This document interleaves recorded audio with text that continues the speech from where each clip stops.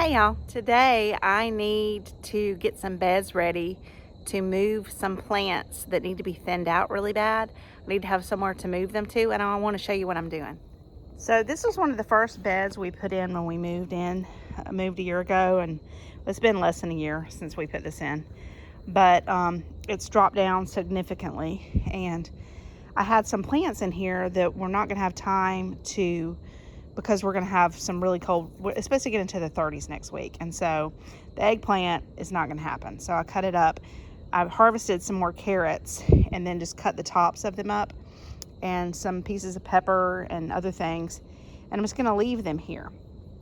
And what I'm going to do is I have this beautiful dirt. Let me show you.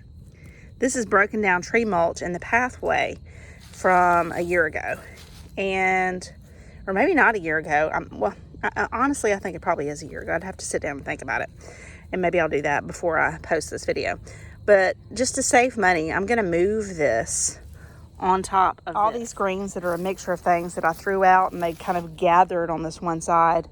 I'm going to try to thin out and place some in this bed after I top it with soil. And anyway, so that's what we're about to do.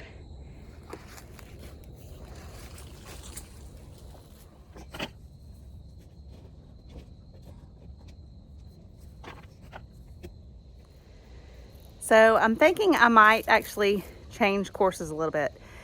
Because this looks like really beautiful compost, I think I'm actually going to go buy a couple of bags of really good soil and then put this on top of it.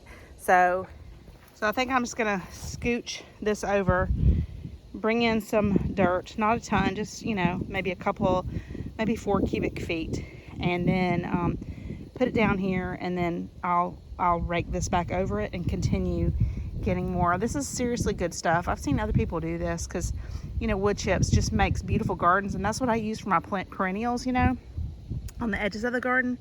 That's how I always build them, and I plant perennials in them, and it always breaks down and makes that really pretty soil. And it really is more like a compost, honestly. So I think that's what I'm going to try to do. And this is definitely kind of a form, I guess, of lasagna gardening. But yeah, that's what I'm going to do. I need to go to the feed store anyway. So I'm going to make a run out and get some soil and be back in a little bit.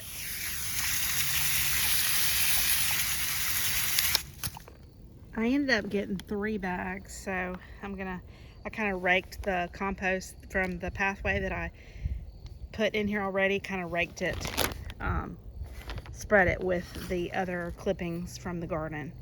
And now I'm going to put these other 2 bags down, and then I'm going to dig more from the pathway into here. And then I'll replace the pathway with more tree mulch because I have a bunch more in the backyard.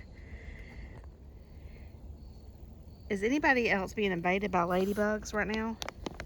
And honestly, I don't know if they're ladybugs or Japanese beetles, but they are everywhere. Like, I went and put on shorts and they are just all over me, and they're actually biting a little.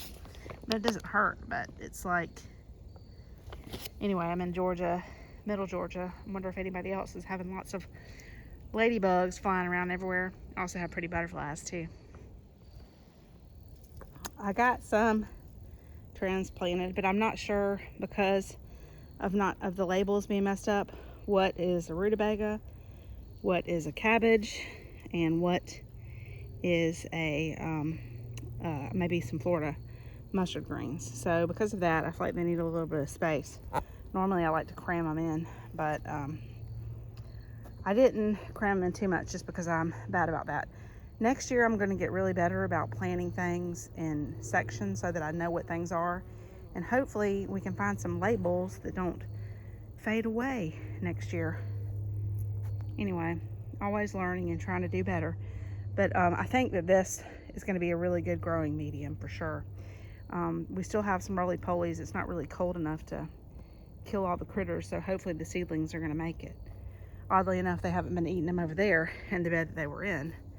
But I have a lot more to do, so I've got to clean up the peas in this bed and top this off, which I'm also going to top off with the good stuff. And I'll see, depending on how down it is, if I need to buy more soil, or if I might even just use some compost that's not fully broken down yet, which is I've done before. That could be a possibility. So we'll see. All right, this other bed is where the peas were, and I just ripped them out and put them in the compost bin.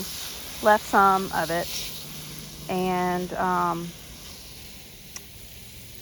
this panel I'm gonna actually put in the bed next year. We've actually just got it kind of down like that, but next year I'm gonna add another panel and scooch them, you know, layer them on top of each other, not scooch them, but you know what I mean, so that there's more coverage, so that there's more trellis space. And this bed was one that we had some soil that we bought that was supposed to be organic that was not, and I've spent the year trying to heal it, so I'm really hoping we did it. We've got a lot of good soil here from the broken down wood chips that I'm going to put in here. And then I will plant more of the greens and separate them out.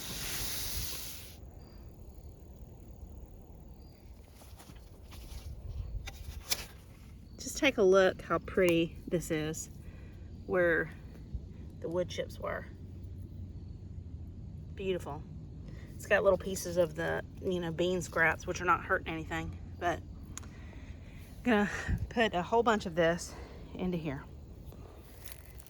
I got it planted and watered. I didn't put as much in it as I would have liked, but it's still fuller than it was. I think it looks pretty good. And I mean, this still looks amazing, but I'm gonna come in with some more mulch and mulch the pathways again, and put 2 of the arches in this weekend, I think. I wish you guys would have come earlier in the season and eaten my bad pests. May we have an infestation of ladybugs in the spring and summer instead of November. He won't fly away.